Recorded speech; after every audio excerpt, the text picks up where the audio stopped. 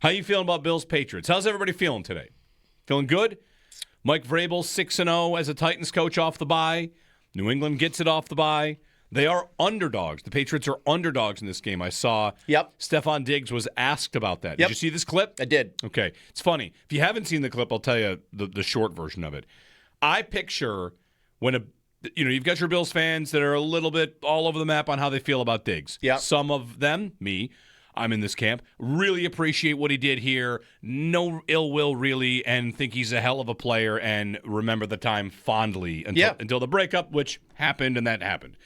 Then we had a caller yesterday that said they hope they get to see the Bills beat the Patriots in the AFC Championship game so Diggs can watch the confetti fall with his heart breaking again. So some want him to experience pain. Sure. I picture, I'm scrolling Twitter, I see Stephon Diggs' one-word reaction to hearing that the Patriots are underdogs. Right. I picture a lot of people going, oh yeah, let me click this. I'm going to get mad. I can't wait to get mad. And then there was kind of... And I watched it, and his answer was, good. Yeah. It's like, honestly, that's good for us. Yeah. It's almost like this team should probably be underdogs. We have that's a better mentality for a team that's not won the division in a while, and the champs are coming in. Did you see what Vrabel said about point spreads? Yes. He said he started talking about odds makers. Yeah, he goes, who are the people you're talking about? Yeah, Odds makers. Odds right. makers. Yeah. Odds makers. Who cares? And he said we see that all the time. Yeah. You see teams that are underdogs win all the time. Vrabel, I think. Vrabel's got his head on straight. I think he's a good CEO of a team. Me too. And whatever. I don't know if I've always liked him. Probably not. I just think I've always thought he was a good coach. There's a history of overachieving for him, and here's another year where they're probably overachieving. Yeah. Yes, his teams overachieve. Yeah. So I will say though, in previous overachieving years, his quarterback's better than Tannehill. I mean, the quarterback that he had was incredibly limited. Oh, yeah. I mean, obviously, prime Derrick Henry and a really good defense that kind of carried his teams. But, this is a good situation for him. He's got a legitimate franchise quarterback and a very young roster that's overachieving. Yep. And they've got room to grow from here. No doubt. We'll see if this is their year to take down the AFC East. Maybe this ends up being like the Dolphins won it once amidst the Patriots winning 10 in a row and then 10 in a row. It's like, oh, yeah, remember that Dolphins year when they ran the Wildcat? That was also ACL year for Brady, no? That's right. Yes, it was. That was ACL year for Brady. Yes, it was. Yeah. So, the Patriots had all those wins and then one little, pop up in the middle. We could see the Patriots win it this year and the Bills win the next 5. Or you could see the Patriots win the next 5. Who knows? That's the fun. That's what we're here for. So if you have a thought on the game or the matchup, 803-0550 is our phone number and 1-888-550-2550. One thing I was thinking about driving in was the defense as a whole. And whether or not we are, I've brought up the point a lot, Nate, about Sean McDermott, the job he's done this year, and whether or not we should be satisfied with what we're seeing from the defense. Because my answer to that is yes. Kind of yes. And the playoffs will, of course, define it fully. But with this Bills team, Josh Allen can carry the offense, right? Undisputed. He can carry the offense. He does it all the time. They've got a good run game. They've got lots going on there. They've got a good tight end. Their receivers come up in spots for them right now. But Allen can carry the offense. And the question really comes down to, can he carry the defense? Can he do that too? Because the defense has its troubles, but at the same time, I don't know. I feel like I'm getting results. I'm getting the results I need. Big plays here and there. And as players start to come back, we're probably going to up our expectation for what we could get from that defense. But, they're in a good spot. And I'm still sitting here thinking McDermott has done a good job, even after a game where they gave up 3 touchdowns on 3 drives to open up against Joe Burrow. They're getting it done. They're getting it done. And as they get healthier, I just wonder if it'll transform to the point where we feel that side, that's a Super Bowl caliber, that's a good enough defense. My read is it probably gets closer to good enough. That's where I'll be. Right. I don't think that they're ever going to be Houston this year. No, I'm hoping. I think the Bills with Josh Allen can win a Super Bowl with the 17th best defense that gets hot at something, right? Turnovers, right?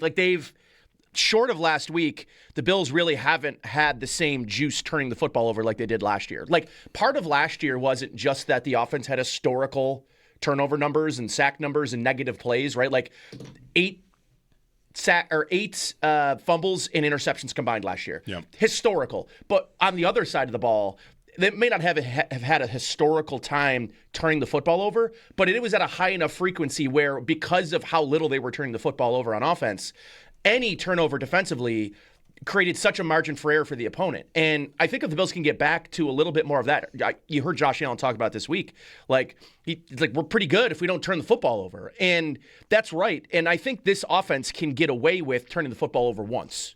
But this offense, in any offense in the NFL, you're going to have a really tough time turning the football over 3 times and not getting turnovers defensively and winning football games in the NFL. And I think you go back to week 5 and when the Bills lost to the Patriots, they lose by 3 and they have 3 turnovers in that game. And, you know, like, that's ultimately, to me, the difference. And I know turnovers end up being a super cliche talking point, right? Can't win games, you turn the football over. But, like, there is some truth to that. And you can overcome turnovers. And this team and this quarterback are as capable as anybody to overcome them. But it would be nice for them over this next stretch of games and into the playoffs if they're not having to fight themselves, right? And did you see the stat at home versus away on third down defense? For the Bills? I've not seen this. Away, they're the number 1 defense on third down. At home, they're 32nd. Wow. Giving up 51% of third down conversions at home compared to the road. How much of that is quality of opponent? I don't know. It's insane to me. It's first and 32nd. That's insane to me. Because when the schedule came out, we thought, all the hard games are at home. Yes. Right? Kansas City, Baltimore, Cincinnati, and Philadelphia. Yep. I also, this week, watching some of the shows this week, and I think the Bengals are thought of, especially with Joe Burrow, as a very good football team, even though their defense is historically bad. Yep. Beating them last week and how they beat them, giving up 34 points, watching that Bengals offense, I don't put a lot of stock in what the Bills did defensively against that team, and as an indictment of who they are, who they can be moving forward. Okay. That was that was the best passing attack they're going to face all year. There isn't a passing attack nearly as lethal that they'll potentially face in the playoffs. And I just want to acknowledge that, although it's not really a well-formed and built football team, that is the modern-day best passing offense you can play. And I thought the Bills did a good enough job to win the game, and they did. I just don't know. I'm not taking that as an indictment of hey, a couple, how the conversations were after the Ravens game, where, this defense looks really bad. Right. Really bad. I don't know that I want to come away with that after that Bengals game, considering, the 2 turnovers back-to-back, the stop we probably don't talk about, which is the stop at the end of the first half, which essentially kept them in the football game. Yep. They don't force that punt before the end of the first half, that game's over. I know that they came back from crazy, but that game's over if the Bengals score again before the half. Right. It's either 24-11 or 28-11. Good luck. That would have been tough. Good luck. For sure. So, they made important stops in that game. And, Cole Bishop goes out at the end of that game with cramps. He doesn't return. They're going to get a little healthy here. We'll see. Ed Oliver, the videos are looking pretty promising. Him run full speed. And looking pretty promising. Do push-ups. So, that's where we're at. They need him back. It's hey, Ed's doing push-ups. All right, let's go. McDermott did pretty much rule him out until the playoffs, though, right? Yeah. He's not going to be ready for the regular season. So I don't think they should try, even if he was. Sure. But I think it's huge for them. I think he is their one true game changer, because I think there's a domino effect when Ed Oliver's in the game. Because of the pressure he can generate up the middle, it creates less focus on the edges. That means more opportunity for Gregory Rousseau, who's in right now the throes of a lot of criticism from this fan base. Seeing tweet yesterday, was it a mistake to sign Gregory Rousseau? No, I don't think it was. He's the 25th highest paid defensive end in football, and in 2 years it'll be the 40th highest paid. He's good for what he is. He's a middle-of-the-road player. They need more from him. Yep. And Ed Oliver, I think, can help get more from Gregory Rousseau. Right, Oliver is basically their he's their Milton Williams. I was just going to say, their entire strategy wrapped up into one guy. Yeah. This is what your defensive line is supposed to do in the middle. Right. It's what they like their defensive linemen to do.